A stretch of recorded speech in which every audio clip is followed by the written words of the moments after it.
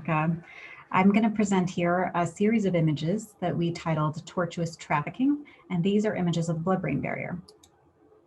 So taking these images was really a team approach, and I wanted to start off by telling you a little bit about our team.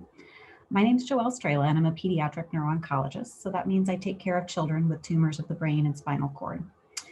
I also am a researcher, and I'm a postdoctoral fellow in the laboratory of Paula Hammond here at the Koch Institute. The thing that really brings my two jobs together is the desire to have better treatments for brain tumors. In order to do this, I really needed to study the blood-brain barrier. And this is where Jeff comes in, and he's a panelist today and able to answer your questions through the chat. Jeff's an expert in intravital imaging, which is the imaging of live animals at microscopic resolution. We teamed up to do this project in order to study nanoparticle trafficking across the blood-brain barrier. So to do this, I first perform a surgery in an anesthetized mouse, so similar to what happens for a patient surgery, and then make a small window in which we can look into the brain. And then Jeff operates a very precise form of microscopy called two-photon microscopy in order to take these time-lapse images that you're seeing a screenshot of when we do this. So it probably needs little introduction to this group, but brain tumors are exceptionally hard to cure. And you've probably heard of at least one of the most common types of brain tumors called glioblastoma multiforme. Unfortunately, we've made very little success in curing this disease in the clinic, and one of the major reasons is that we have a very difficult time getting treatments across the blood-brain barrier and into the tumor.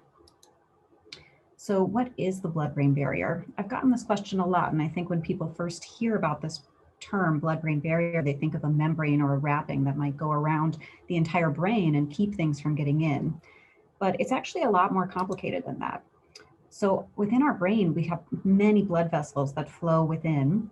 And when we get down to the very smallest ones, they're actually wrapped by several layers of cells that create these tight junctions. And these serve a number of roles. For one thing, they help us to get oxygen and nutrients into the brain in a very regulated manner. But unfortunately, in our case, they also keep drugs out. And so in the images that Jeff and I took of the blood-brain barrier, we're actually able to image these very small vessels that are really on the order of what we would call a capillary. And that means that they're so small that's really only allowing 1 or 2 cells to fit through at a given time. And this is where most of the transport actually happens. So if it's playing, you may notice some very kind of small movements. So what I'm showing here is one of the images that's in our panel from the Image Awards.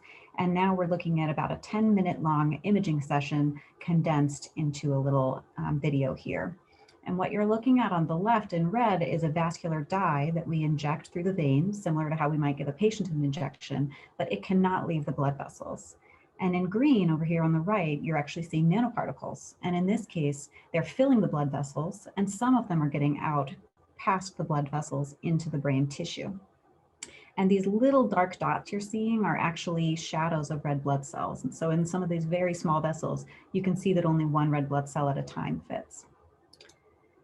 And this is another example of one of the images from the Image Awards panel. And here you're looking at the blue with this vascular dye. The magenta is actually the nanoparticle signal, and then we've merged them together over here on the right.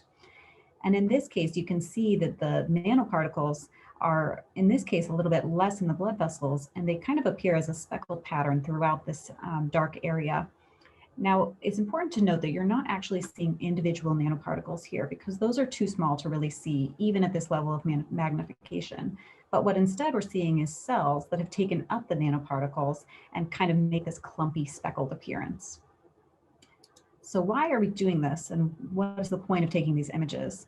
So at this point, we've tested 3 different nanoparticles, and what we're doing is taking the time-lapse videos that you see here and using computer algorithms to actually see the change in the nanoparticles from inside the blood vessel to inside the brain tissue during the course of the imaging.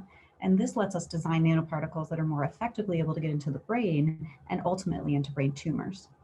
And so when I see these images, I do see the beautiful images of the blood-brain barrier, but more than that, I see that we're able to work with a great team of scientists here at the Koch Institute and actually design drugs to go into these nanoparticles. And those are kind of the next steps to really getting this out to patients.